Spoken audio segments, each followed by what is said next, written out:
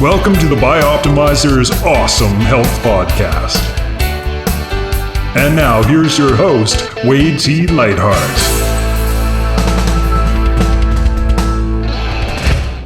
What is awesome health? It's actually an acronym that stands for air, water, exercise, sunshine, optimizers, mental beliefs and attitudes, and education.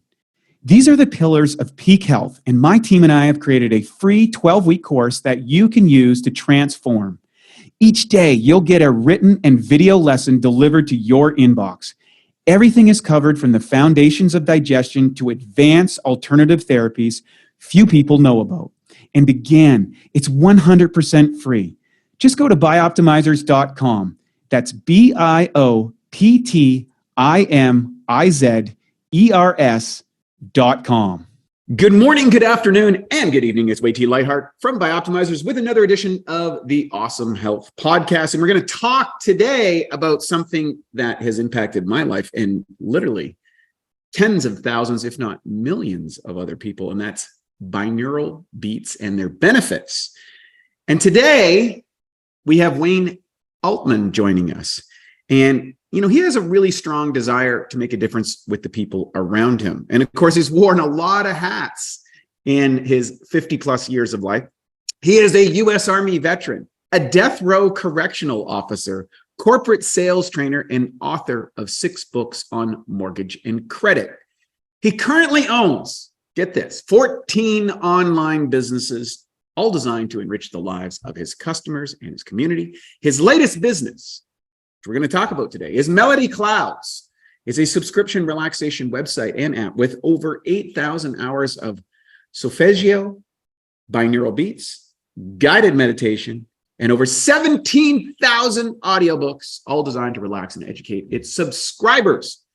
Wayne has determined that the healing and beneficial effects of this technology should be available to everyone who wants it. So Melody Clouds is translated in over 100 different languages. So it's got members all around the globe. And Wayne joins us today. Welcome to the show. Wait, I'm going to bring you with me everywhere I go. That was awesome introduction. I sat there like, man, I need to know this guy. That does not even sound like me, man. That's awesome. Thank you. Well, it's funny.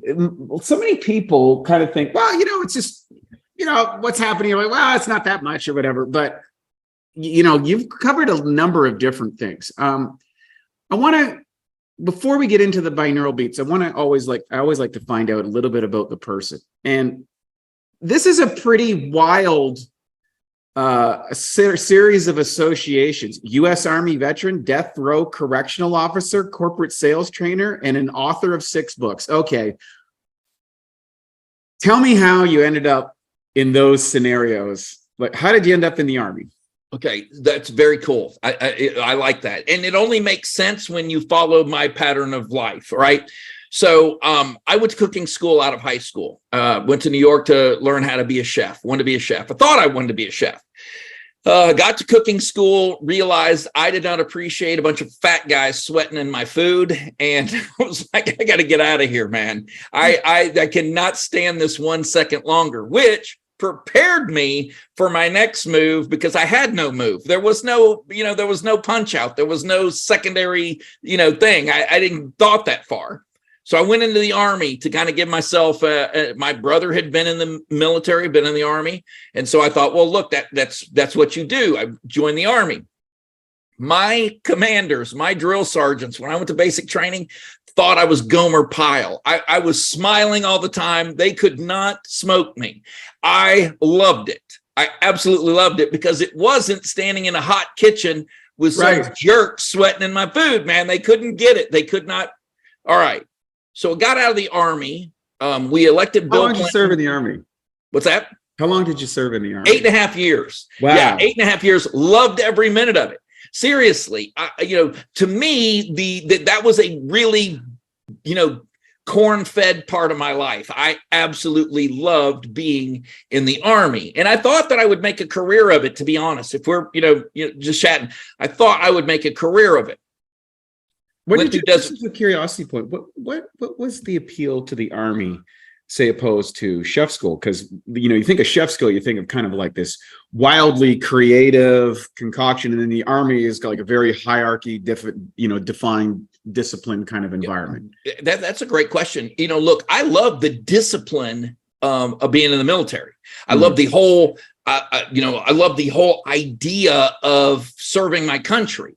I like the idea of a higher purpose for all of us. I think everybody should have a purpose outside of themselves. So cooking school did not provide that for me. That was an insular focus. That was a me. I'm dealing with a ton of different egos, none of which were very palatable. Okay. Everybody there thought that they, hung the moon, and I don't like that around me. Okay. No. I don't think I did. And, but I got to see, I went to Germany. I stood on top of the Berlin Wall the night that it fell. Wow. It provided me experiences that I never thought that I would get had I continued cooking. And guess what? Come to find out, I can cook anytime I want. I'm an excellent cook. I don't need you to tell me what to cook. I don't need you to tell me if it tastes good. I know how it tastes. I know what I want to cook. So that kind of gives you an idea of the way my brain works a little bit, The only reason I got out, we elected Bill Clinton as president. And not to be political, it just so happened that he decided to draw down the military. They offered a 24-year-old, sergeant in the Army $35,000 to get out. And I took the money like a moron. I shouldn't have done it, but I took the money, got out, got an education, and, the rest then followed after that. So that's the reason. So you went to school. Where'd you go to school? Sam Houston State University for a semester. And then I realized, hey, look, I'm 24-year-old war veteran. I am in school. I'm surrounded by 18-year-olds who've never been anywhere but their mother's home. And I'm being taught by people who've never had experience doing what it is they're teaching me. I went to the University of Mannheim and the University of Heidelberg for 2 years while in the military, and had to learn a foreign language to do it. So when I got back and got in the American education system, again, not to be political or whatever, but I've got come to find out, a very low tolerance for BS. I just couldn't put the connection together. Yeah, once you kind of get a little bit of knowledge, it's really hard to unlearn that. That is a personality failure on my part. I'm willing to say it's okay. I cannot have someone look. The reason I wrote 6 books was not because I was an expert in that material. It's because I wasn't an expert in that material that I had to do the research to write the book to begin with. I think a lot of people really misunderstand that aspect about book writing, is that the genesis of books, I've written a lot of books myself, is there's a deep interest and a passion to kind of discover an area that you might not be that well versed in. Yeah. And then as you get more and more into it, then you start to become aware of like, well, not only is this interesting and not only is this valuable, but now that I know this, I realize that there's a whole lot of people that don't know about this, and I want to share this information. How if I share the information? That's 100%. I tell people all the time, if you write a book because you think you're the best, you may be the greatest expert who ever lived in that material. But if you don't end up learning something through that process about the material that you put in the book, you've done no one any favors. Yeah, Dr. Jordan Peterson suggests that the process of putting a book together is it refines your thinking around a subject. 100%. Yeah, he is right about a lot of things, but that right there, I mean, that is 100% correct. So now your school thing's not working out. So do you become the death row correction officer, or do you become corporate sales? So a couple things happen. Some people might say that's the same thing. Yeah, right. A couple things happened. So I went to work for Texas Prison Industries. Texas, their prisons make, at least at the time, make virtually everything that the inmates use: mattresses, desks, whatever. And so I took a job with Texas Prison Industries. My field of study is international business, and so that's kind of what I thrive on. That's what I like. I like the business aspect of things. And I was fortunate enough in my life to be, my boss his name was Dub House. Very crusty, most people would not like him. I loved the man. And he wanted me to work a specific job, but I needed correctional experience in order to do it. And so was working, making very good money, but I decided in order to progress in this career, and I again wanted to progress in that career, I then shifted gears and went to work at the women's correctional facility in Gatesville, which I do not recommend to anyone. If you want a job, don't do that one, because that was not a pleasant experience. And, but that prepared me to go to the Ellis unit. When death row was at the Ellis unit, it prepared me to go there.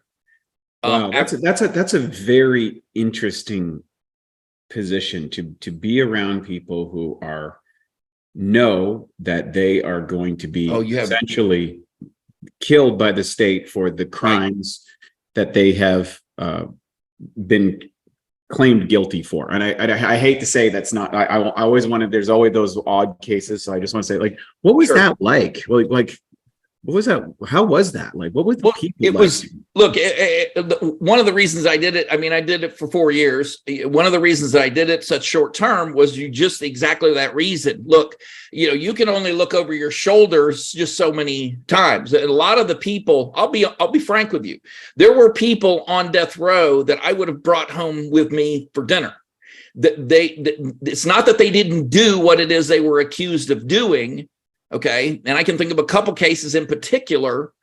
It was the fact that I would have done the same thing in their exact same situation. Wow. So I could see myself in them. These were not violent people. This would never have happened again. And I would have been kept comfortable with them around my children. People only think of death row as these, guys that kill 14, 15 people. They eating people's faces off, all that kind of stuff. That's the vast majority is not that. It was a crime of passion. It wasn't premeditated, something like that, one of my porters, as a matter of fact, who has been executed, was in that exact situation. I used to sit there thinking, every time I would see this guy, I would think to myself, man, if I had been in the same situation as you, had all my money taken, my wife left me for my biggest business rival, you stole all my property, you know what I mean? How in the world would you react any other way is what I was thinking. Now, people can judge however they want, but that's just a fact. And so being in that environment, that for that period of time, and look, I'm not against the death penalty. What I am against is the way that the death penalty is administered in certain areas, Texas being one of them. The way that it's done is if you commit a crime in a smaller county, they may not be able to afford your execution and you'll spend your life on death row. If you do it in a higher populated county where they have more money, your execution is going to come very swift. And that to me is the wrong way of going about this. That's, I'll get off the soapbox, but that also became unpalatable to me. A situation where two guys who did the exact same thing are being treated differently. The bureaucracy of crime and punishment provides another level beyond. We're supposed to be equal under the law, but then there's also whatever the punishment is not equally distributed ever. There's a really wide disparity about how that's practices in county to county, and essentially it's a bureaucracy issue. Yeah, and the worst part about it is you and we are directly to blame for that, because we put the people that are administering this in charge of it. And that's been my greatest That's a whole, I know. Yeah. Sorry. I want to talk just one other piece, particularly about the individuals in that situation who basically are sentenced to death. What did you learn from those type of individuals they knew there's no escape out of this? At some point here, they're going to put them in a room. Was it electric chair or lethal injection, or how do they administer the death penalty? Well, it was lethal injection, and for the vast majority of them compartmentalize that part of their life extraordinarily well. One of the things that I learned about that was that they knew that it was a theoretical to a certain extent. It was if I don't remove myself from this situation through appeals or some kind of mercy, this theoretically could happen to me. But so they would compartmentalize that.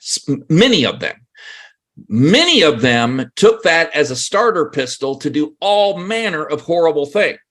So you have, and then you have another small minority of people who, our brains, they snapped. I mean, there was no bringing them back from that either. It was just it's not a pleasant experience to be around. I'm sure you can imagine. I think it's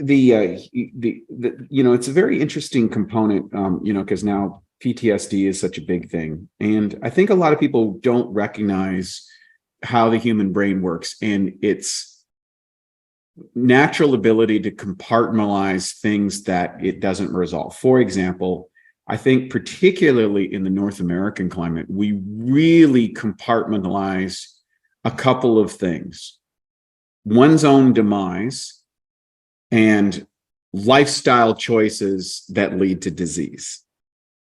Those are two things that I think that North Americans in particular are really good at compartmentalizing. Well, that even when people around them are going down from various conditions or diseases or whatever, and they live the same lifestyle, they somehow think that they're exempt from that. And then the final thing is of course, this whole idea that, well, yeah, you are going to die. And which is kind of like the baseline of all fears. If you run and then what, and then what, and then what in any stressful situation, at the very dark bottom of that, and then you'll die. But very few people actually do that exercise. I was forced into that when I was young, when my sister was faced with terminal illness at 22 years old. She went through 4 years. And it was at a formative time in my life as a teenager, which was interesting. It was very challenging and difficult and opened up a lot of questions, set me on my career. But I had to face that question much earlier than a lot of people. And I saw how it changed my life. I decided at that point, like, I'm going to take chances. I'm going to do things that may not be common with my peer group or what's going on, because I knew that the inevitability of death was unavoidable, because I had seen it. I had witnessed it with someone very close to me at a formative age. It's not uncommon when you're 40, 50, 60, whatever, you see that. But in that case, that's very interesting, that compartmentalized side. Of course, I think with the psychopath or sociopath, they just, particularly the psychopath, they just want to create as much mayhem as possible. They're just going to continue on that because it's a different psychology, and we're not an expert on that. But that's fascinating. Yeah, so the fact that those people actually exist, that was my first real taste of, hey, listen, there are people out there looking to harm you, actively seeking to harm you. And I had never run into people like that before. To find out who those people are and how they can manifest themselves was an eye-opening experience. Yeah, Carl Jung, I think, when he wrote about the shadow self, I think a lot of people would do well to kind of review some of his work, because there is a light and dark side within everybody. And anyone who's been faced with, extreme situations, war, violence, things like that, can discover that there is a part of them that is extremely violent and extremely dark. And some people end up embracing that side as a way of living. Yep. Most people don't, but it is present within us, and we don't really know ourselves until you see that. How did all that kind of impact you as you moved into you always left that career when it's sales training, things like that, but how did that awareness of just seeing those people that could harm people, seeing people that were definitely compartmentalizing, like how did that impact you as a business person, as someone in the world? How did that impact you? Well, I think number one, the first thing that it did for me is I'm a very faithful person. Okay. Mm-hmm. I believe that we're here for a purpose. I believe we have a creator. All of these things I believe to be true. And I also think that you have a day that you were born and a day that you will terminate. And your job is to manage the dash between those two dates. Right. And the reason that I think that is because I have seen the horrors of some of the things that we will do to one another. And I've also seen things that people escape that should have killed them. You Correct. Should not be here. I'm with you on this one. I think the causality aspect of life and death seems to break down with astute observation. People violate every health rule in the world and live to be 100 years old. Another guy does everything you're supposed to do. Yeah. Dies at 25. Wait, I met a stewardess. Okay. I was at a thing where people were speaking, and I met a stewardess that was sucked out of a plane at 28 or 30,000 feet. The fall alone should have asphyxiated her. There was not enough oxygen in the time that she took to get to altitude to be able to breathe. She fell within 10 feet of between two boats in the Florida Everglades, broke every bone in her body.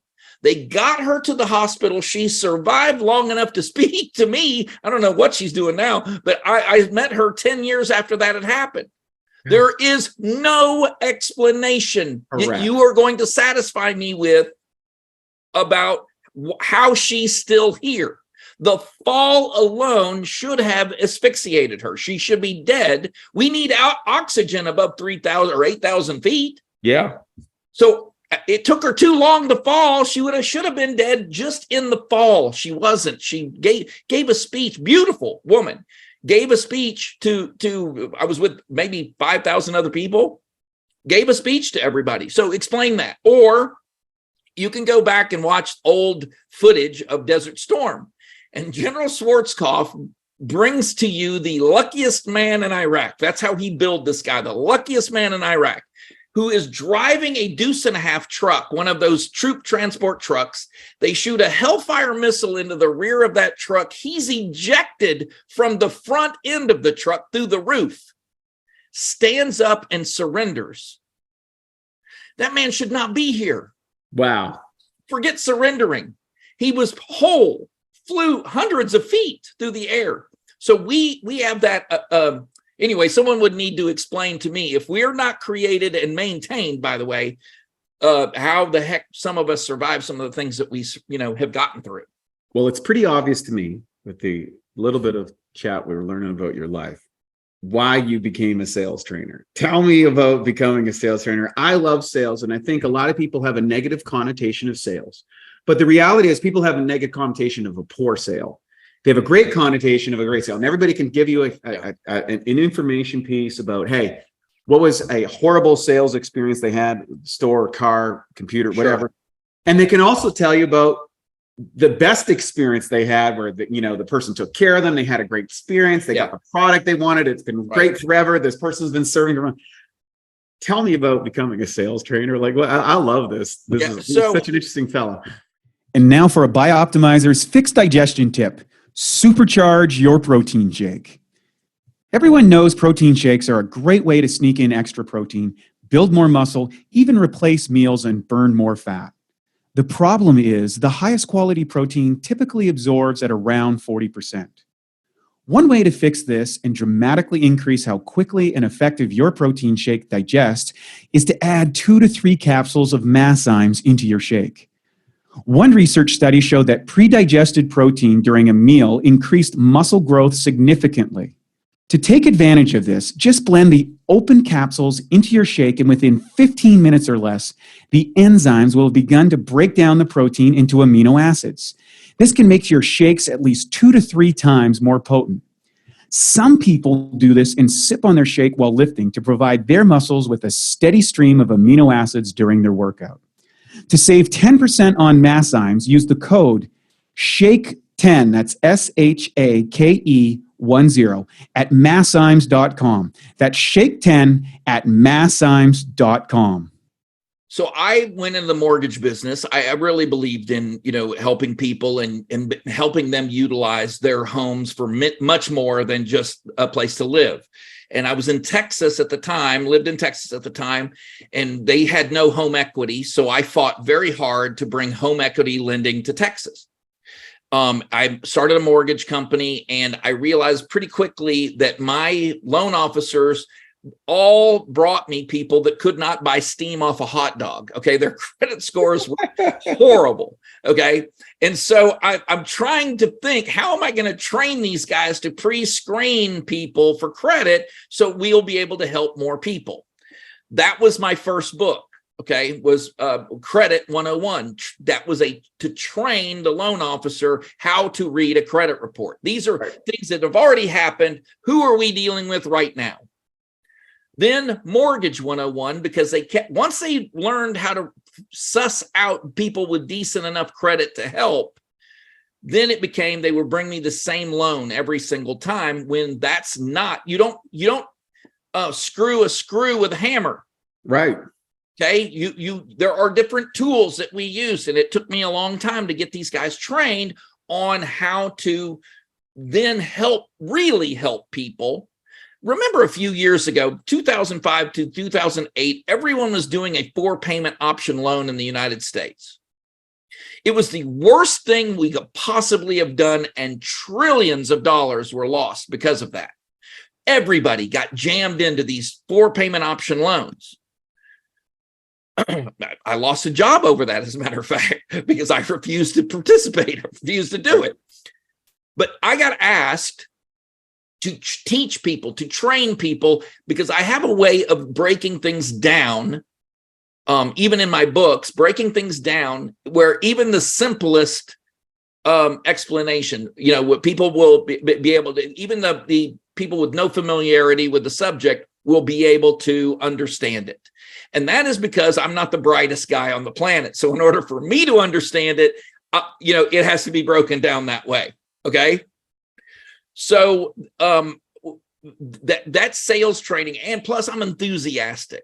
I don't believe in doing anything that you can't be enthusiastic about. I also understand very intimately the 30-30-30 rule.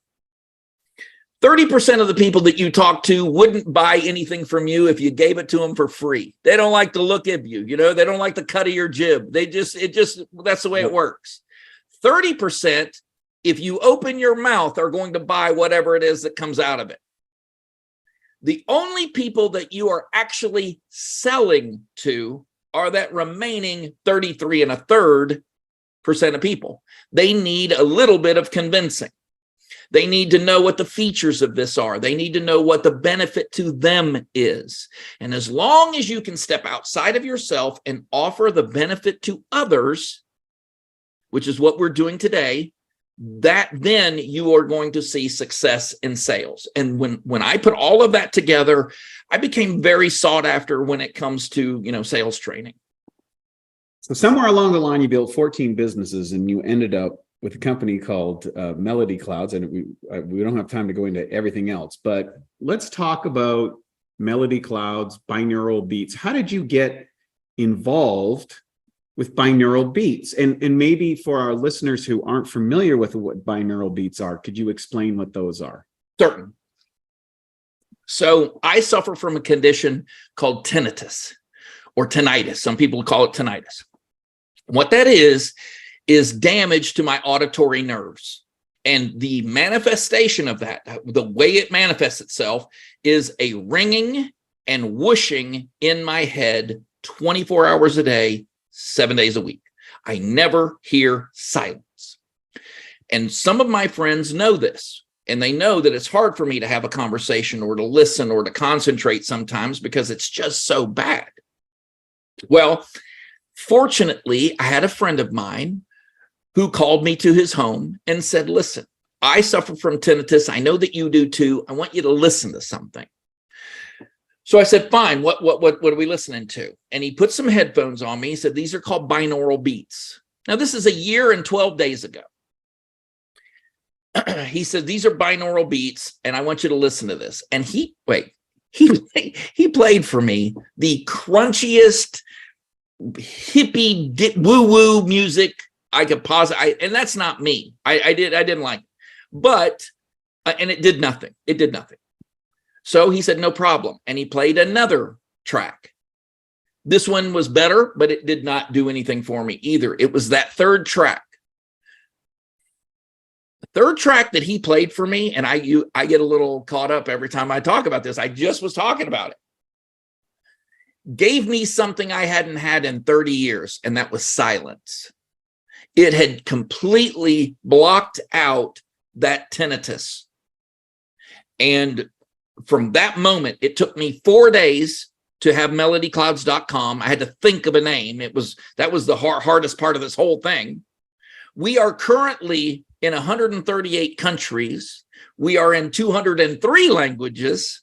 We have 18,000 audiobooks online, 8,000 hours of binaural beats, guided meditations, and solfeggios. And what this did was it took your brain is an electrical appliance. Your moods, your thoughts, everything is an electrical impulse. Pain goes to your brain and to the area in an electrical impulse.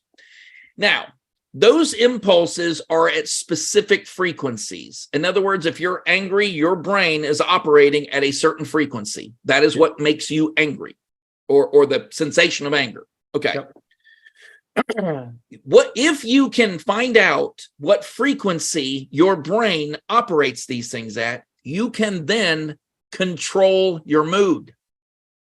So you can bring someone who's desperately sad into a lighter mood. Mm-hmm. You can take someone who is depressed and give them a respite from that depression. Someone who is in pain, you can relieve pain with these frequencies. So that's what Melody Clouds is all about. Very cool. And so how long ago was this? So we have been, now look, the U.S. Army since the 70s, U.S. Army and the Russian military have been heavily researching this. For most of our technology comes out of the military complex to begin. Yeah. Okay. Yeah. Whether it's space, whatever it is. Okay. Their use was to induce fear in an enemy.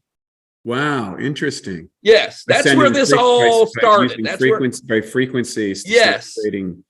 Yeah, that's when you see people at Guantanamo, when you see people at all these dark sites or whatever, what they're trying to do is they're trying to get information from people. And so they use these frequencies, some frequencies, we don't have them available to us, but they use certain frequencies to try and elicit information from people. We'll call those bad neural beats. Bad neural beats. Oh, that's awesome. That is awesome. Yeah, bad neural beats. Very cool. Now, with that same technology, though, I can then use 432 hertz, and this is one I use specifically, and I use it every single night to get to sleep. I have a problem not only with the tinnitus, okay, but I also mind race. I'm probably one of the only people on the planet that will lay in bed and think about all the things that happened that day and, that I need to do and all of that. I'm joking. Most people do that. I mean, you lay in bed and you have these thoughts that go through your head. On Melody Clouds, there is a sleeping baby icon. And that is the one I use. I hit that. I've listened to 14 seconds of that music, because 15 seconds into it, I am dead asleep. And when I say sleep, I mean, when I wake up every morning, it feels like I'm wrestling to get awake again. It is amazing.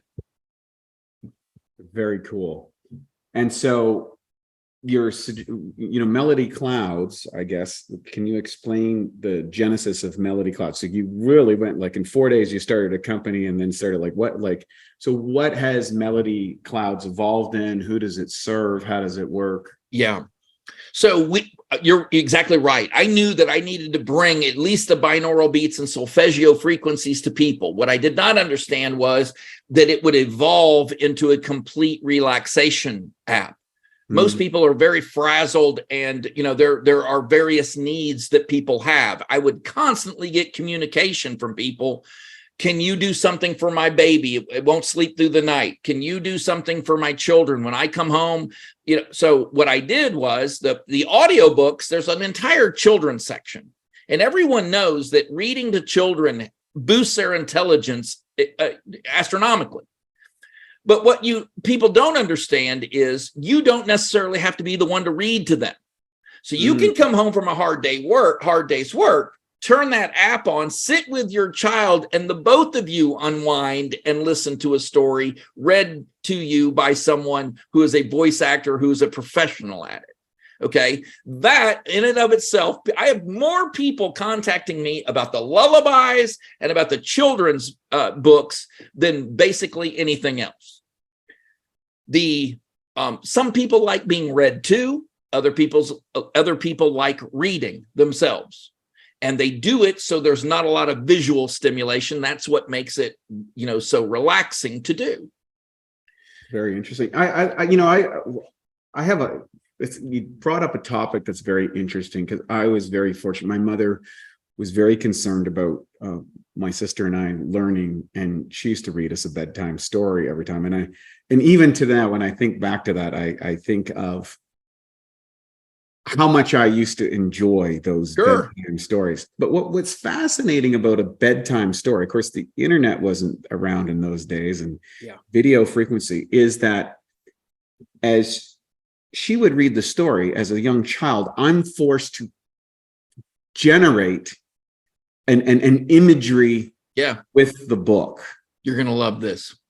And nowadays, we see that a lot of things is the image is built for you. Does that impact brain functioning from your awareness? 100%. Yeah. That constant dopamine that's being injected into your brain, there's no way that it can't.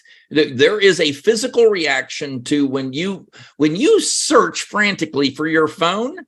It is basically the same as someone looking for a needle, someone looking for that next hit of whatever it is. That dopamine being smashed into your brain all the time. There is no one alive that will convince me, and you don't need there is research going on about this, but really it's just to verify what we already instinctively know.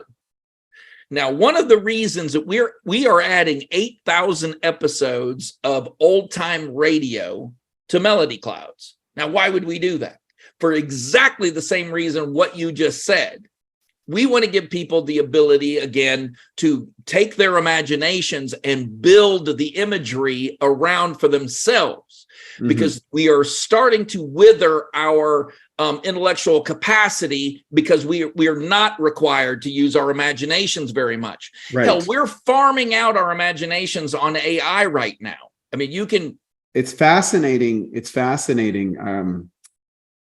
I had heard once a person asked Einstein about what was the key to his intelligence. He says it wasn't his intelligence, it was his ability to imagine. Yeah. And that he spent much of his childhood imagining things. And Tesla would build whole machines and run them in his mind for months to see the flaws and redesign. His imagination was developed to such an extensive component, and yet, as you said, we're seeing this aspect. And do you think that lack of imagination, that lack of creative spark, is contributing to what people call depression, which is essentially neurochemical depression inside the body because you're just not accessing a certain we're seeing it. We're seeing the depletion of imagination right now in front of our face. When's the last time you went to the movies and saw a movie that was, imaginative and something you'd never even thought of before? When's the last time you watched a TV show, any kind of entertainment? Forget, any type of entertainment that wasn't a rehash or a reimagining of something already. I mean, look at the movies coming out of Disney. Look at the movies, period. They're all stories being retold and reimagined in some other cockamamie, they're changing one aspect of it or whatever. We've lost those people that are most imaginative. And when that happens to society, bad things happen. We've lost the ability, you and I, we can't even talk about politics or religion. Grown people can't even talk about what are we told all the time? You can't talk about politics and don't talk about religion. Those are the two things we need to talk about the very most. And we're being asked, we're being told, don't have these conversations. That's ridiculous. It certainly is. And talking about melody clouds is in this intention, bringing back old radio programs and things like that. Like, how do you foresee that in kind of reactivating not just the imagination aspect, but maybe other aspects that Melody Clouds is doing with binaural beats and your audio programs? Well, I hope that it does two things. Number one, we have a collection of Aesop's fables. Now, I don't know if you remember Aesop's fables, but look, man. That's great. And I have the greatest voice of all time reading those Aesop's fables for Melody Clouds. Very good friend of mine, Gary Meyer, Hall of Fame radio announcer. The guy is right under Marconi in the Hall of Fame and could not be a better friend to me. He called me up and said, I've got to do this. And so we got together, 138 stories. We're bringing the ass and the lion skin, the hawk and the mouse. I mean, all of these really great stories, some of which I had not even heard, to teach young children and young adults these lessons that desperately need to be taught right now, but they're not getting anywhere else for whatever reason. It's one of the most amazing thing. If you look at the great teachers within all religions or philosophical aspects, is oftentimes they would condense really important, I would say, psychological or life skills inside a fable. Yes, and within the fable, the smaller child comes to the conclusion of what the right course of action should 100%. be, the ethical way all on their own, or the way exactly right. And it's brilliant. And without that, where does the foundational aspects that ensure survival of the species and the evolution of the species goes? Well, you're looking at it right now. You look around, be observant of the world around you. We're confused about gender. We're confused about, what our place is in the world and, how to react, how to act toward one another. I mean, this is a much harsher world than when you and I were growing up. I don't know what your experience is, but for me, it certainly is. I got 3 kids. I'm really concerned about the world that we are leaving to them, which is one of the reasons I'm doing what it is I'm doing and doing it with such urgency, by the way. It's like a finger in the dam right now, because when you lose those lessons and when we lose our understanding, you and I, about how we are to treat one another, then I don't know what that is. I do know what that's going to do to society, but I don't want to be there. Yes, indeed. So I want to, our listeners are probably like, this Melody Cloud sounds really good. Probably help me feel better. It might be great for my kids. Could help me out with some bedtime stories. Might assist with tinnitus or some other conditions. Maybe help sleep better, help focus. You got a lot of different programs that Melody Clouds has. Maybe you can tell us how people can find out more about Melody Clouds, try it out, take action with it, that sort of stuff. Yeah, so make it very simple. melodyclouds.com. My email address directly to me, by the way, people are like totally freaked out when they actually speak to me. They see me on a podcast or somewhere. My telephone number is on that site, and my email address is Wayne Altman at Melody Clouds. Could not make it simpler. Okay. My wife thinks I'm an absolute nutcase for doing that, but I really do want the interaction with people. Mm-hmm. So the app is on the iOS and on the Android. You cannot buy Melody Clouds, a subscription to Melody Clouds, through those two apps for a reason. It keeps my costs down. Go to the website. We are $2.99 per month for the first 60 days. Great deal. Okay, I'm going to make it even better, because $2.99 for the first 60 days, that gives you the opportunity to see if this is for you. Now, wait, the largest button on that app is the unsubscribe button. It's the easiest button to find because it irritates me. When you can't, I know, I get it. Right? I see the look on your face. You get it. I totally get it. We all know. I subscribe to something and you're going to hide the unsubscribe for me. That tells me everything about your business that I want to know. Yep. If you feel that you must trap your spouse in a relationship, you must trap your children. No, listen, no harm, no foul. If you find that Melody Clouds is not for you, God bless you. And find something that will work. Please, I beg you, find something that'll work for you. It's $5.99 per month. Now, that's not going to break the vast majority of people, okay? It's 6 times less than our closest competitor monthly charge. You can also get it yearly if you want to save some money, and you can also get it for a lifetime subscription. My wife would absolutely love you if you did that. But, you know, again, I did that on purpose because I don't want anyone to feel that they were somehow cheated or somehow, didn't get the value. Didn't get the value out of it. Exactly right. Thank you. One good night's sleep is definitely worth more than $2.99. And you're providing a lot of other options other than that on Melody Clouds. Wayne, this has been if you do this, okay, yeah. And I'm going to send you a subscription. I want you to experience this. Thank you. It's 432 hertz, and in the app, it's under binaural beats. There's a whole section of binaural beats. And I took award-winning photography and made every icon from an award-winning art. Okay, this app, it truly is the prettiest thing you'll put in your pocket. Wow, it is gorgeous. Now, but the track I want you to listen to is "Sleep Deeper," and it's 432 hertz, and the image is of a little sleeping baby. And if you can get through 15 seconds of this track, I want you to call me. I want you to let me know you did it, because, man, it drops me like a sack of potatoes. I cannot handle that. And it is glorious. I love it. All of the links will be inside here. It's Melody Clouds. Take charge of your mood. And our guest today is none other than the entertaining and enthusiastic Wayne Altman. Real pleasure to have you on the show, sir.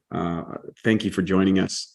And of course, for our Awesome Health listeners, give it a shot. I think binaural beats is a breakthrough discovery that can transform your life. It's definitely worked for you. It's worked for thousands and thousands and thousands of people around the world. A lot of people don't know it.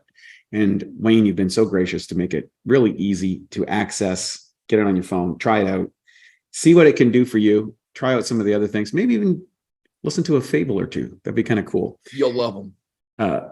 Ultimately, we want you to experience awesome health. That's our whole mission here at Bioptimizers. I'm Wayne T. Lightheart. Thank you for joining the show today. Please feel free to share it, like it. And if you don't like it, well, let us know. We'd like to know more about why that is and who you'd like to see in the future. Thanks so much for joining us today. I'm Wayne T. Lightheart from Bioptimizers. Have an awesome day. At Bioptimizers, our mission is to fix digestion. And a cornerstone of digestion is gut flora. P3OM is our patented probiotic formula. In fact, we call it the Navy SEALs of probiotics. You see, strong proteolytic or protein digesting activity is paramount to having a healthy gut flora. And of course, P3OM provides that. The good news is, unlike weaker probiotics, P3OM survives the digestion process. What it does is it basically multiplies the good guys while protecting you against pathogens, or what some people call the bad guys. P3OM really helps to rebuild your digestion. And what that allows you to do is to maximize nutrient uptake, energy, and metabolism. To find out more of how P3OM can help you, go to www.bioptimizers.com. Thank you for listening to the Bioptimizers Awesome Health Podcast. You can find more information at bioptimizers.com.